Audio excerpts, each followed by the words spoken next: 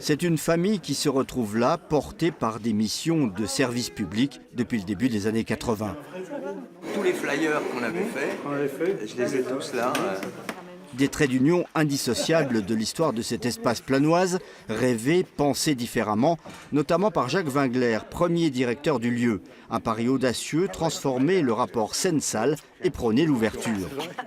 La création théâtrale, c'est aussi une création à 360 degrés, c'est-à-dire une possibilité d'utiliser tout l'espace pour que le spectateur, c'était mon rêve, devienne le dernier interprète, si je puis dire. Déjà dans les cartons à la fin des années 50, le projet se concrétise en 1982. Planoise, c'était jusqu'à maintenant la forte densité humaine et le presque vide culturel. C'est à la fois un lieu de diffusion, mais c'est aussi un lieu de formation, d'échange et de rencontre.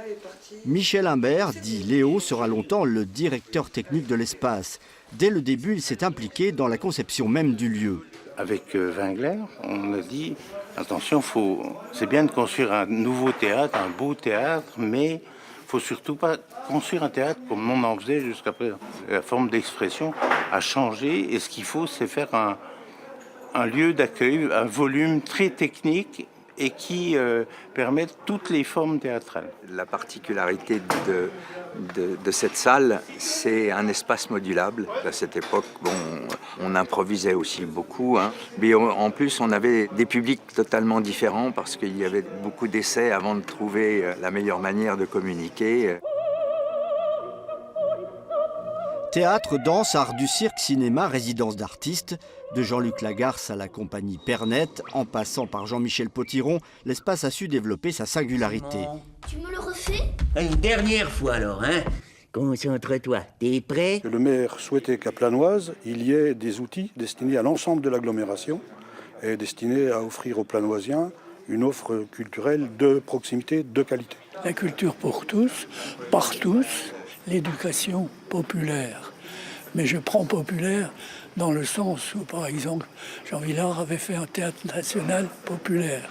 À l'aube des années 90, le théâtre de l'espace est devenu scène nationale sous l'impulsion de Sonia Breneau. Le monde culturel a bougé, mais ce sont toujours les mêmes questionnements qui font le socle de cette identité. On se questionne sur comment nos projets peuvent être davantage partagés avec les populations.